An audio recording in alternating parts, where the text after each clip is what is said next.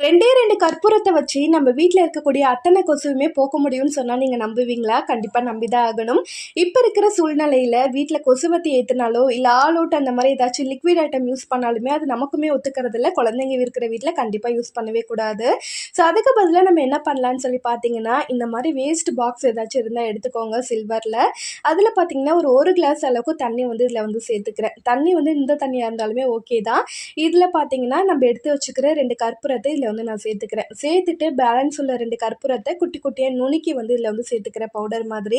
இத சேர்த்துட்டு நீங்க ஹால்ல இருந்தீங்க அப்படின்னா, ஹால்ல இல்ல பெட்ரூம்ல இருக்கீங்கன்னா, எங்க கொசு அதிகமா இருக்கோ அங்க நீங்க வந்து வச்சுக்கோங்க.